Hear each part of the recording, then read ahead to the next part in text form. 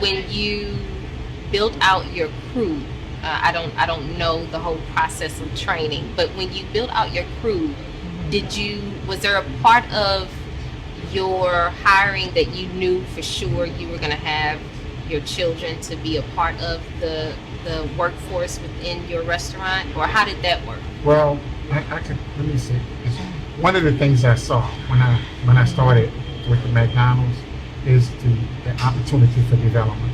Okay. And the personal development and growth. Yeah. And I just saw that as being such a valuable thing. Yeah. That when Jade actually was still going to school in college in Lafayette, UL, I said, Jade, I really encourage you. They got a McDonald's on the campus. I said, I would definitely encourage you to go spend time working there, even just part-time, to get that experience under your belt. Okay. Because I personally learned so many valuable things just being a crew member, or being a manager, about myself and about managing and leading other people. Even though I was a commander on the police department, this is more hands-on, day-to-day, right there with them every day.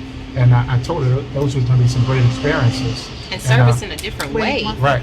And then when she came home on the weekends, or when she came home in the summer, well, when we had the restaurants, Jade got involved. And I said, and when she graduated, I said to you, you remember that conversation? Right. I said, look, I know you got your own plans and do what you want, but I said, you want to be a business person. What better opportunity is there than to come and work in this environment for 2 years? I said, just give it 2 years and just come and learn everything about a business before you go and venture out on your own. And she did, and unbeknown to all of us that she was going to take over. Yes, right. And she got in there, Yeah. and she just took over the restaurant, and, just learned everything and absorbed everything, and just before we know it, she was running the business. Yeah, because she clearly has control. Yes. A preschool teacher. Yes. What was her name? Miss Shane. She said when she was 3 years old, something about this young lady. I tell you, she's going to be successful, and she's still the same. I mean, sometimes I'm still She's trying the to. boss. Yeah, sometimes I got to, who is really the boss? But it's an attribute that she has that actually really qualifies her to be able to be successful like she is, and not knowing if she was going to stay or not, that experience that she gained and the success that she was having. Yeah. After a while, we had a restaurant that became open that she actually said, I'll run it. I'll become the general manager. And I'm like, you sure?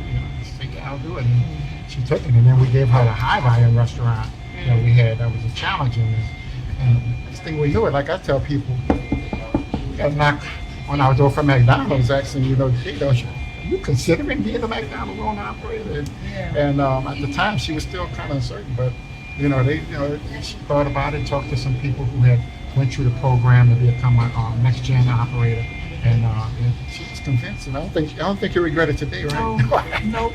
Right. It's great to have her as the one who's actually leading everything in the organization now. Absolutely. It's beautiful to see. Absolutely.